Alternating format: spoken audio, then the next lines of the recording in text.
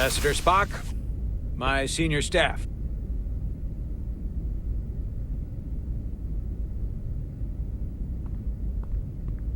It's not every day that a captain gets to welcome a Starfleet legend aboard.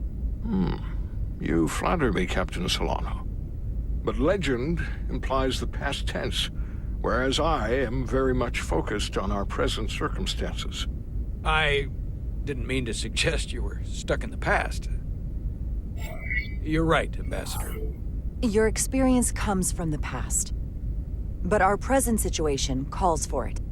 True enough. We were hoping you could fill us in on the details.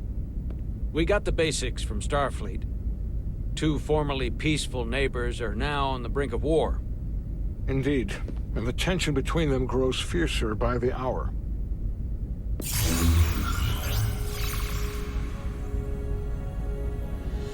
Ilidia and Hotari.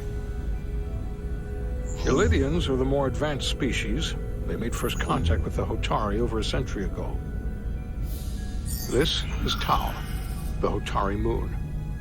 It is rich in dilithium, and for decades, the Hotari and the Ilidians have shared a mining operation there. The Ilidians provide the technological resources, while the Hotari have served as the labor force. The stability of that arrangement was the source of their peace, until recently. The Hotari have suddenly and forcefully seized control of the mining operations and expelled the Ilidians from their system. That is the official story, as told by the Hotari when they requested Federation mediation. But the details remain scant.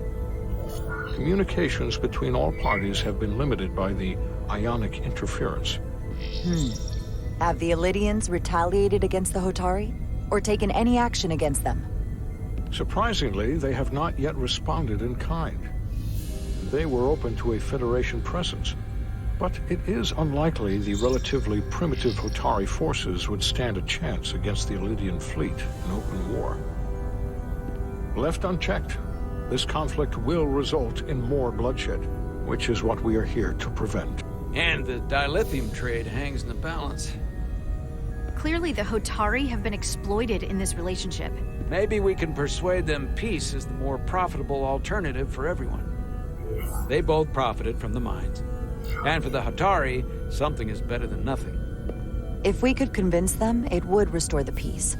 But we would need the Hotari to accept a difficult compromise. Made all the more difficult by the emotions flaring on both sides, no doubt. Neither the Ilidians or the Hotari are members of the Federation, so we can't make them do anything. There is an additional complicating factor I should mention. In the past, the Federation has relied on the Ilidians as a source of dilithium. That certainly changes things.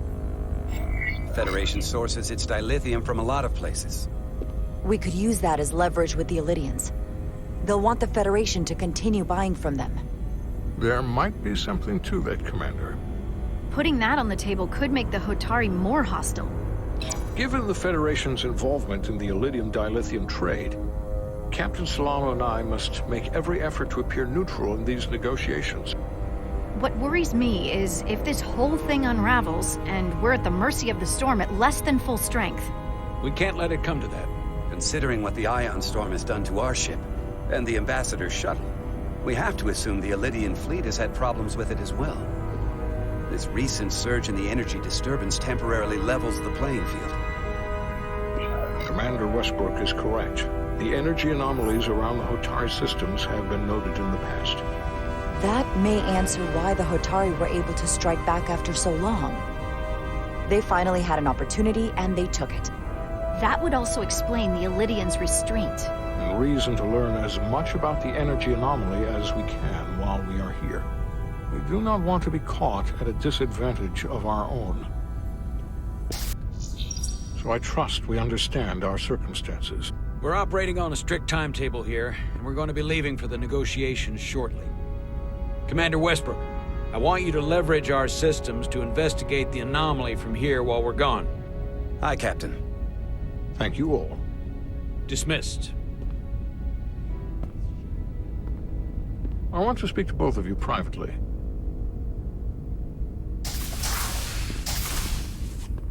Ambassador Spock, I'd like to make a formal introduction. My first officer, Commander Jara Rydek. Commander, as you are aware, there are limits to what Captain Solano and I can do in our official capacity as representatives of the Federation.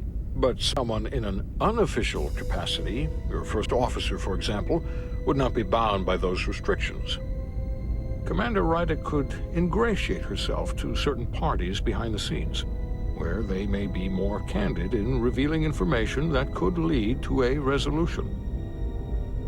She certainly knows how to say the right things.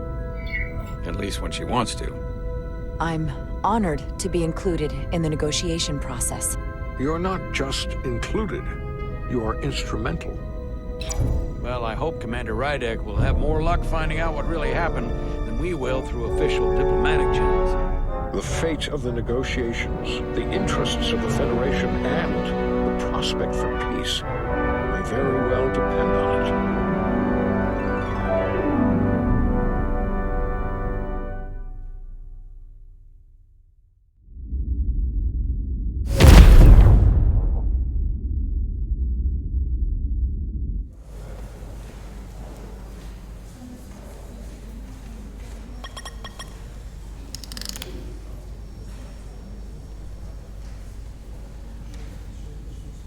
Mr. Diaz, I understand you have already discussed the warp drive failure with Ambassador Spock?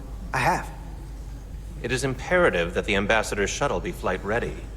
I need you both to ascertain the root cause of the system failures he encountered. I'm surprised, Commander.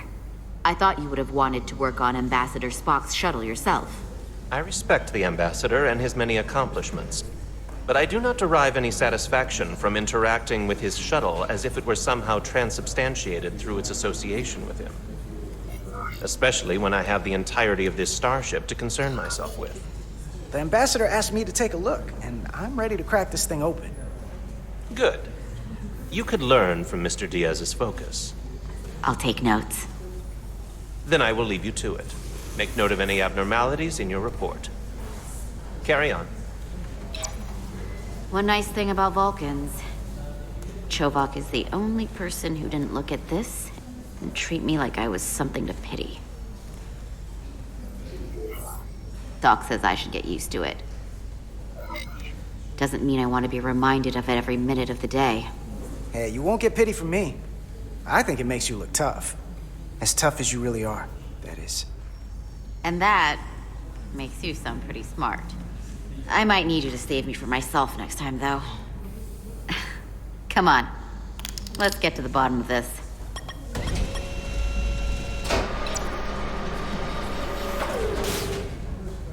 Ready to go?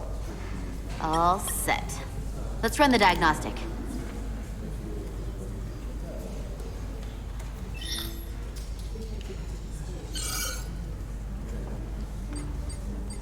So, I know about your talk with Miranda.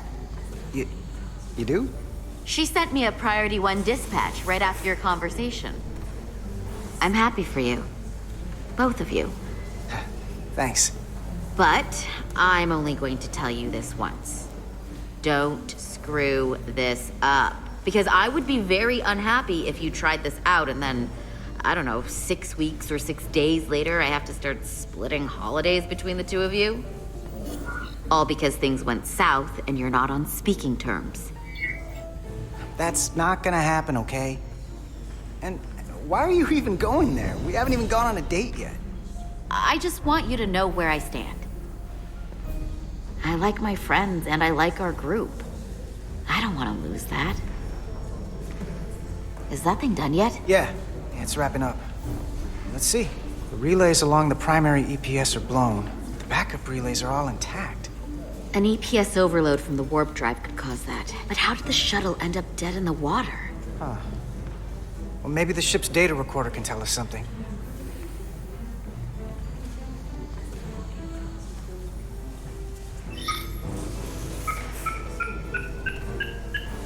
Here. They were only about 8 minutes from their plotted warp point. No faults, just those warnings. What are they?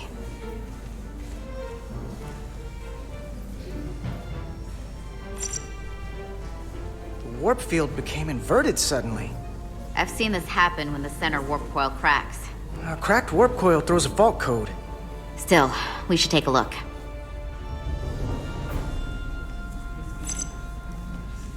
Subspace variance out of tolerance. What does that mean? It means the main navigation array lost sight of space somehow. Will the array going offline cause that?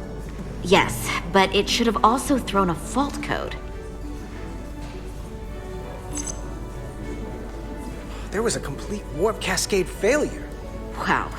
They're lucky the shuttle didn't turn inside out. Makes me think the computer panicked on the warp field equation.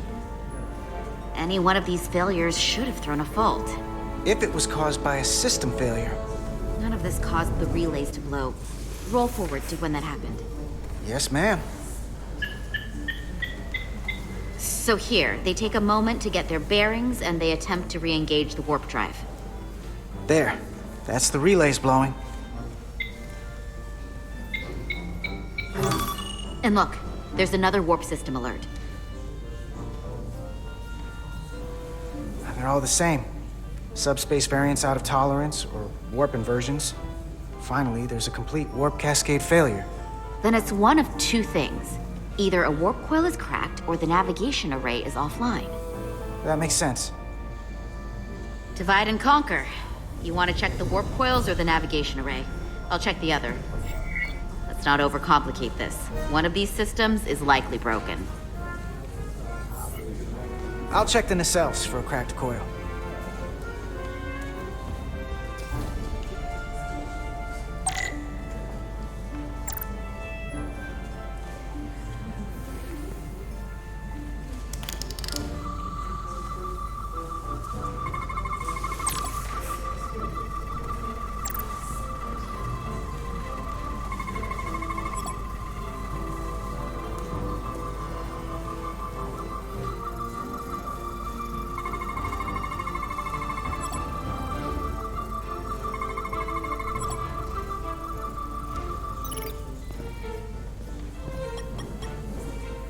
I checked every coil on the port nacelle for imbalances.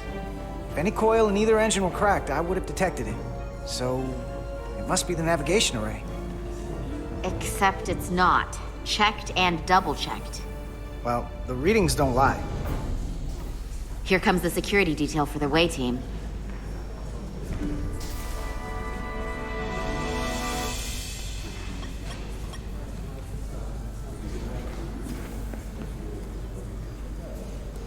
Hey. I'm not here. We're escorting the negotiating team to the surface as soon as they come down from the bridge. I don't want to interrupt some important work. I was just hoping to see you before I go.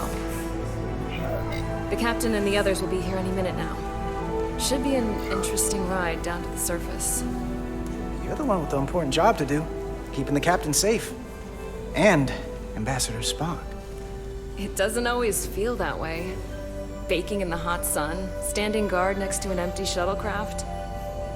But it has its moments. Hey, Maris. Aren't these those button pushers you're always hanging out with? And you're the phaser jockeys we always beat in Parisi squares, right? All aboard for Hotari. That another one of the captain's railroad things? Gotta be. I just usually zone out by the time he gets to the whole, steam engines were the warp drives of their day part. Catch y'all later. You don't want to miss your train. I do have to go.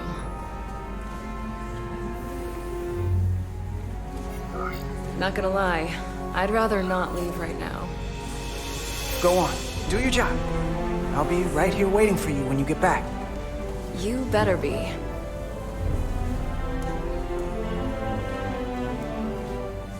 Be seeing you.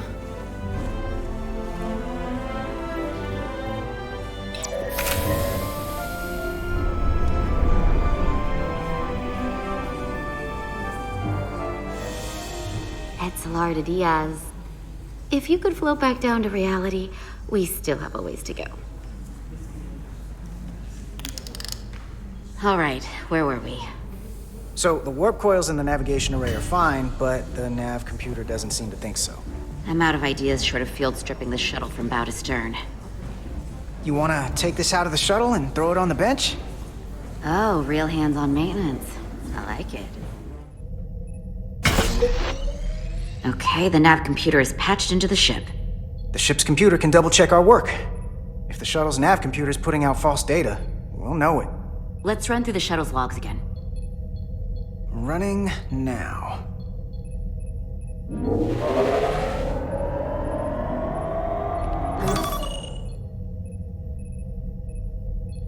Same. Warp field inversion and a cascade failure. However, the Resolute computer doesn't show the same subspace variance. We're in the same conditions that the shuttle was in when it failed. Why wouldn't the ship's computer get a matching result?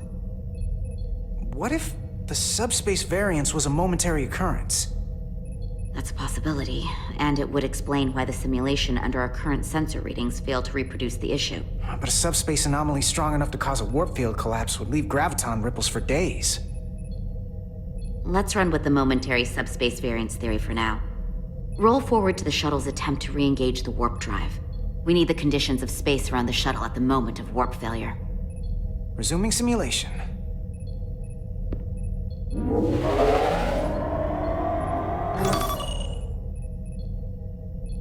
Error in warp field calculation. Cochrane formula variables are out of range. That right there. Take the shuttle sensor data from that moment.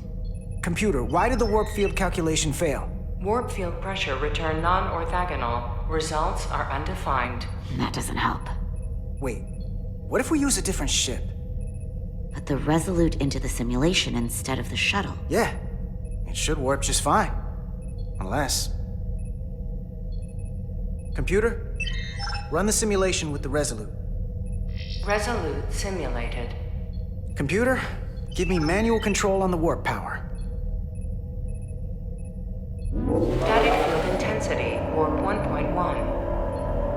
1.2. 1.3. Warp pressure is destabilizing. Error in warp field calculation. The warp drive has experienced a system-wide cascade failure. Warp field collapsed. Subspace variance is out of tolerance. Cochrane formula results are undefined. Bingo. What-o? The same moment when the shuttle failed to warp, so did the ship. Whatever happened to the shuttle just happened to us. The Resolute will not sustain warp. We can't leave Hotari space.